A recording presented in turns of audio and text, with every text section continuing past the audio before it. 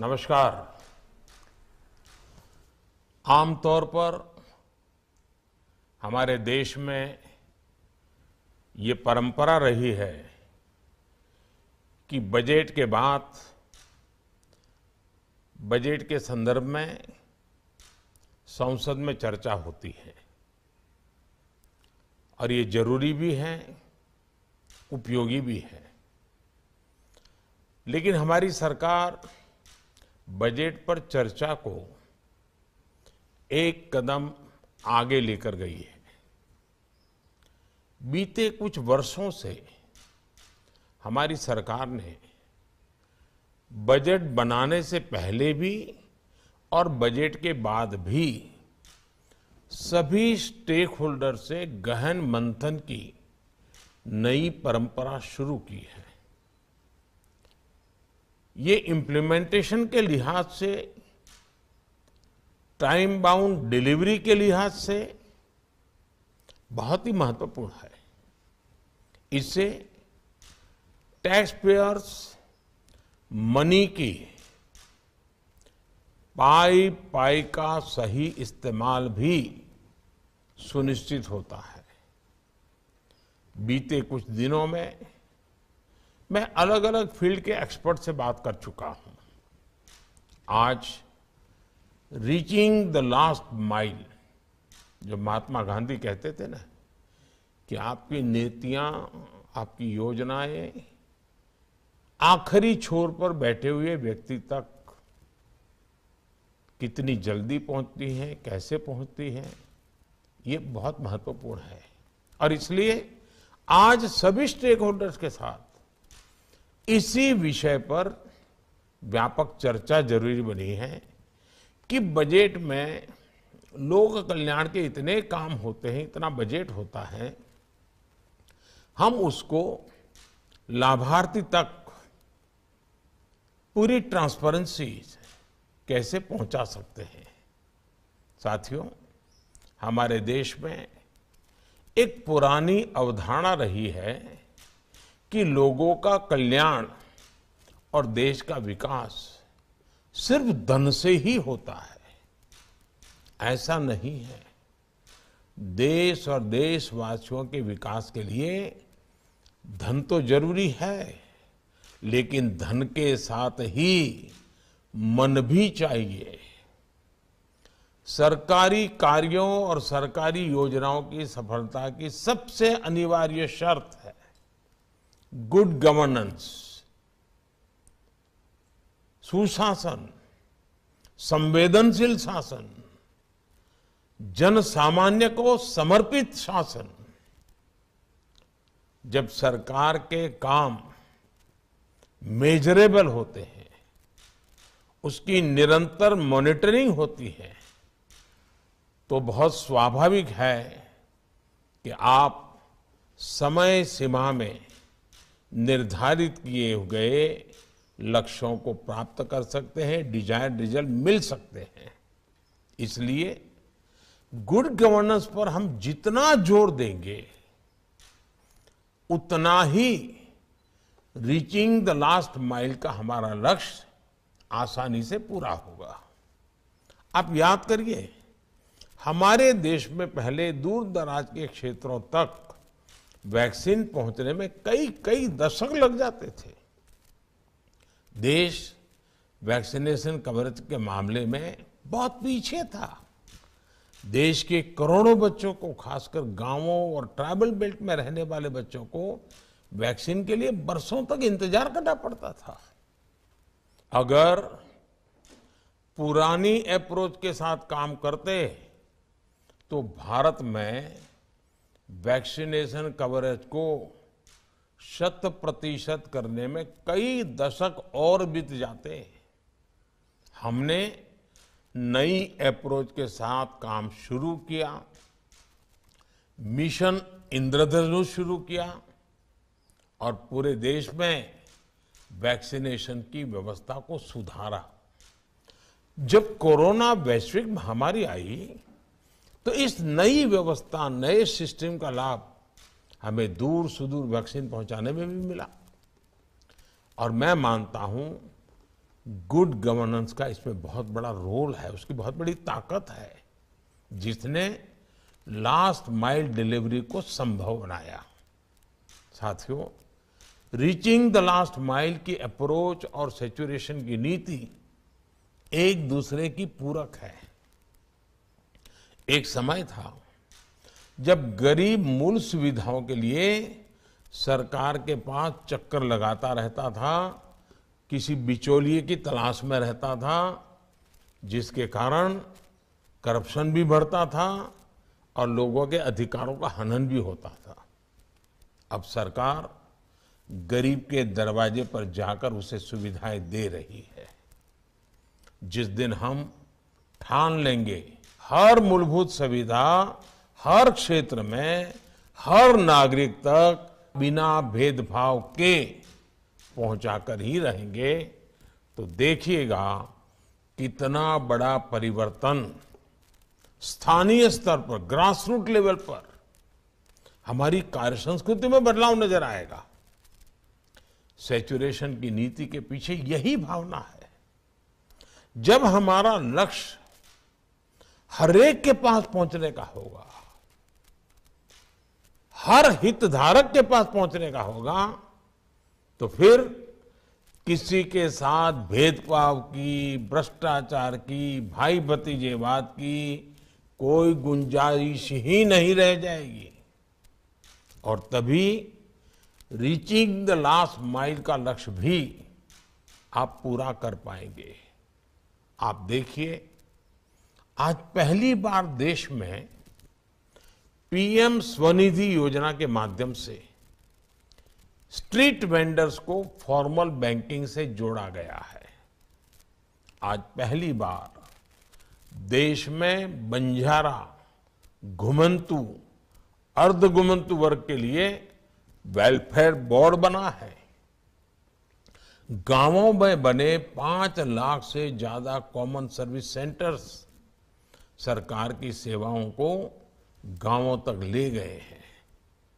मैंने कल ही मन की बात में विस्तार से बताया है कि कैसे देश में टेली मेडिसिन के 10 करोड़ केसेस पूरे हुए हैं। ये भी स्वास्थ्य को लेकर रीचिंग द लास्ट माइल की भावना का ही प्रतिबिंब है। साथियों, भारत में जो आदिवासी क्षेत्र हैं, ग्रामीण क्षेत्र हैं, यहां आखिरी छोर तक रीचिंग द लास्ट माइल के मंत्र को ले जाने की जरूरत है। इस साल के बजट में भी इस पर विशेष ध्यान दिया गया है। रीचिंग द लास्ट माइल के लक्ष्य को पूरा करने के लिए ही जल जीवन मिशन के लिए हजारों करोड़ रुपए का प्रावधान बजट में किया गया है। साल 2019 तक हमारे देश के ग्रामीण इलाकों में सिर्फ 3 करोड़ घरों में ही नल से जल जाता था। अब इनकी संख्या बढ़कर 11 करोड़ से ज्यादा हो चुकी है और इतने कम समय में हुई है।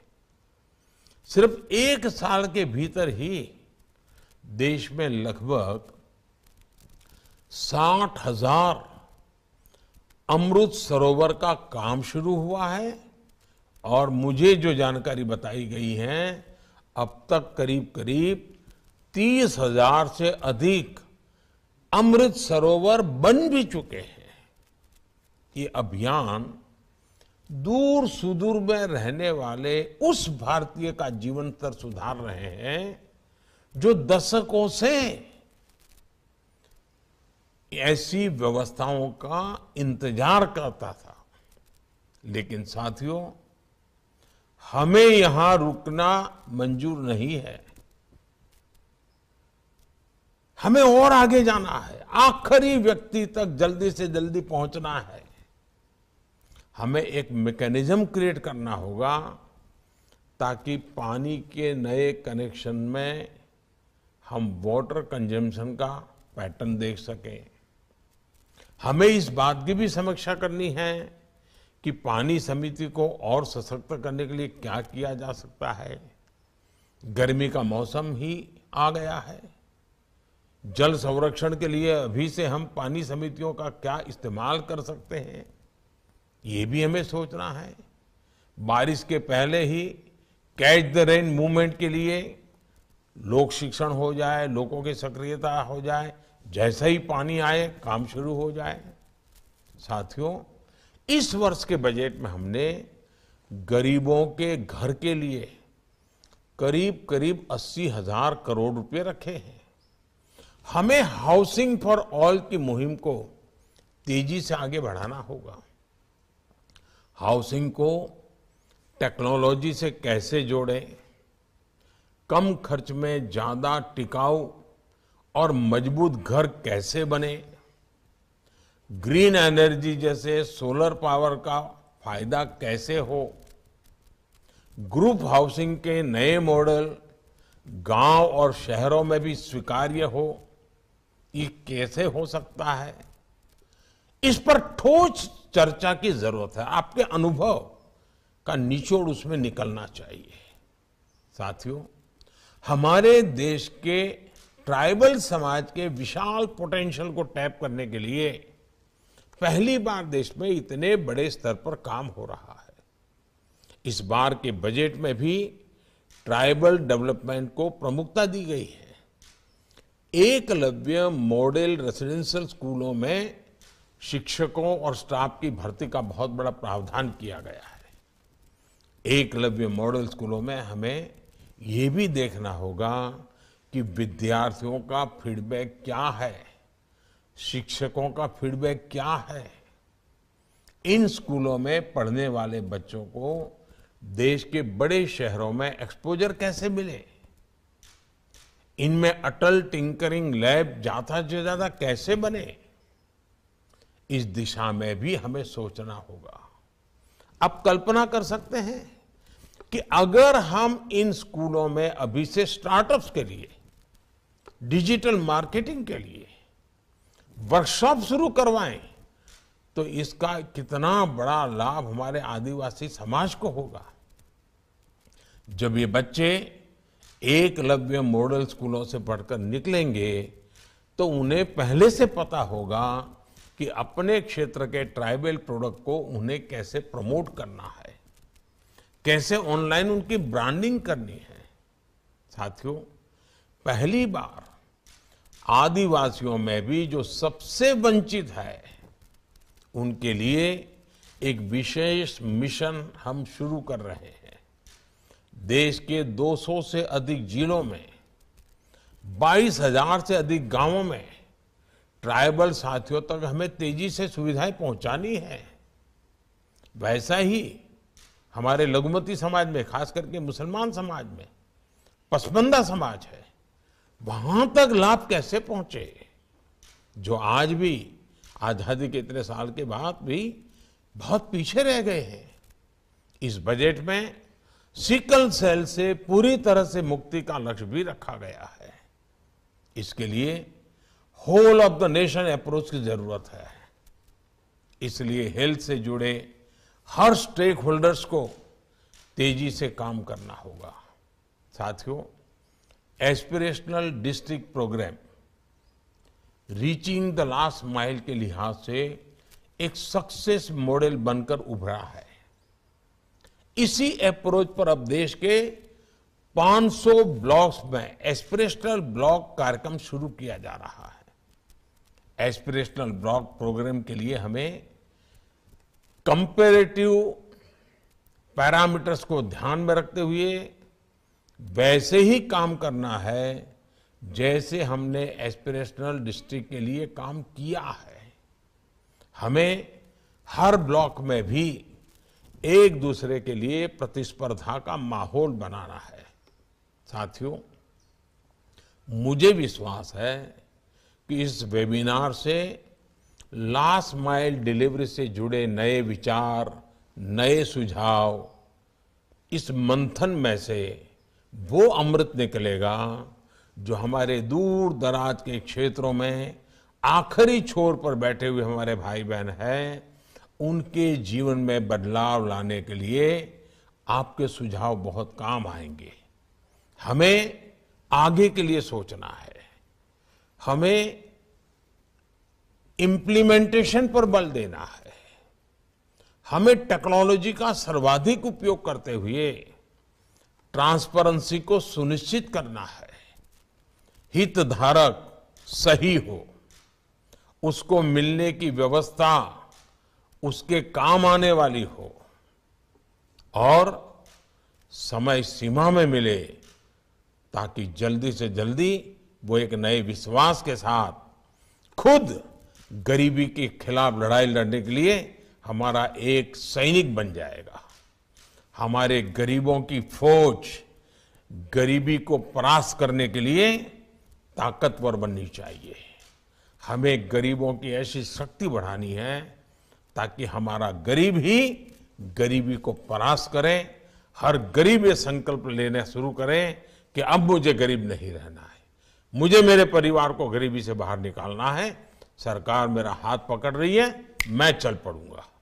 ये वातावरण हमें पैदा करना है और इसके लिए मुझे आप जैसे सभी स्टेक होल्डर्स के सक्रिय सहयोग की अपेक्षा है। मुझे विश्वास है आज का ये वेबिनार एक प्रकार से सर्वजन हिताय सर्वजन सुखाय एक बहुत बड़े संकल्प की पूर्ति का कारण बनेगा। मेरी तरफ से आप सबको बहुत बहुत शुभकामनाएं। धन्यवाद।